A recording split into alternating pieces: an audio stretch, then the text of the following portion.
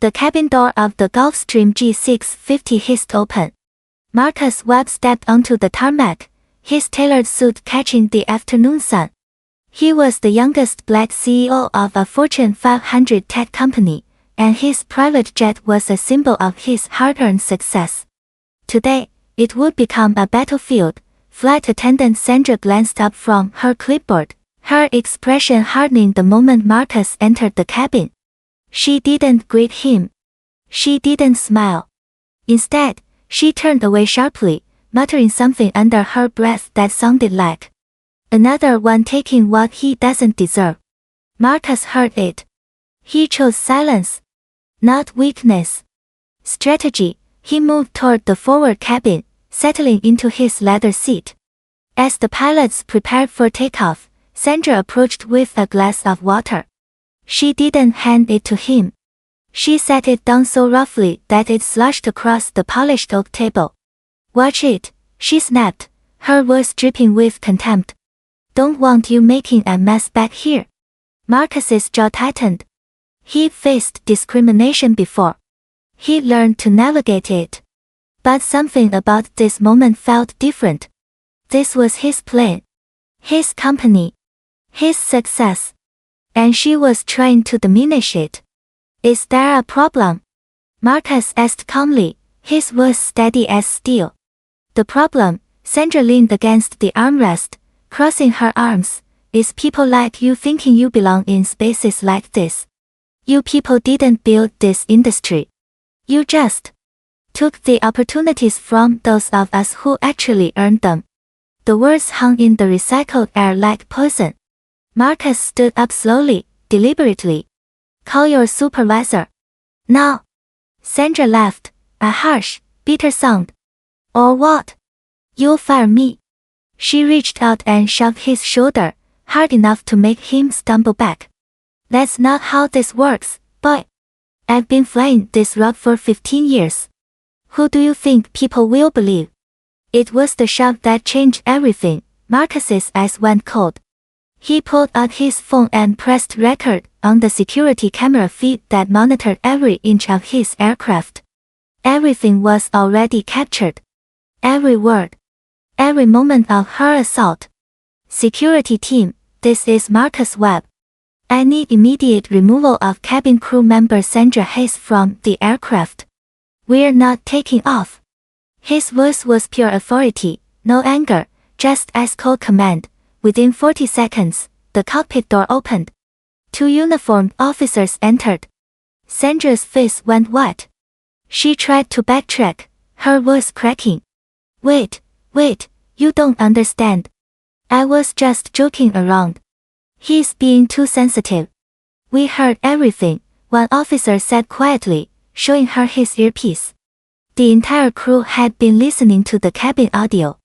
They'd heard her racial slurs. They'd heard her justifications.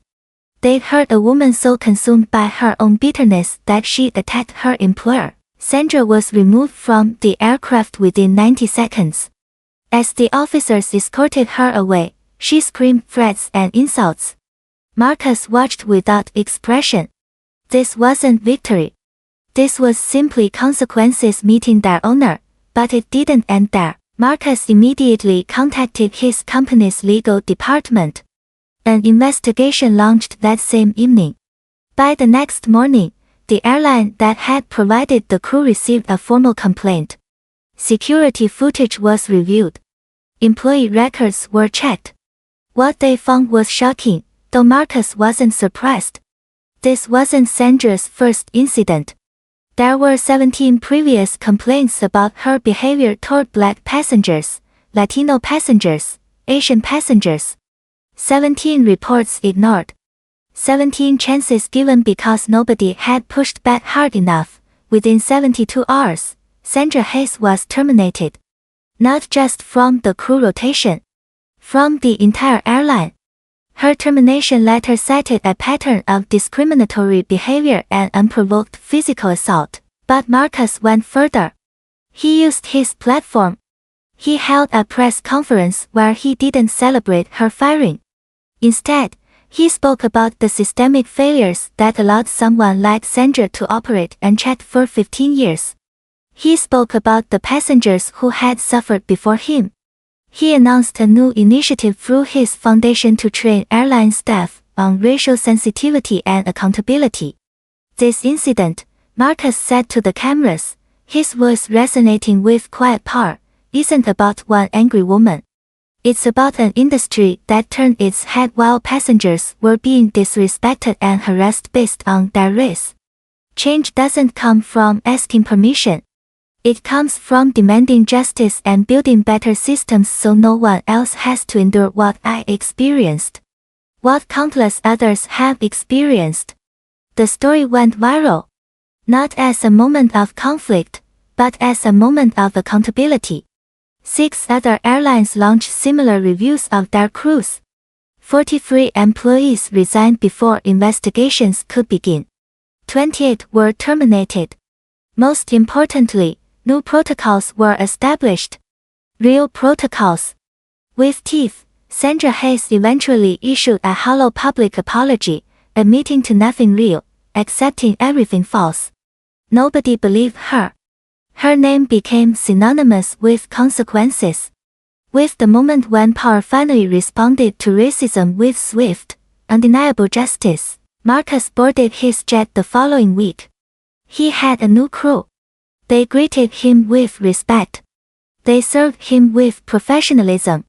But more than that, they did so knowing that accountability now existed where it hadn't before. He won more than just a personal victory. He cracked open a system that had protected the wrong people for far too long. And in that crack, light began to pour through. The kind of light that made real change possible.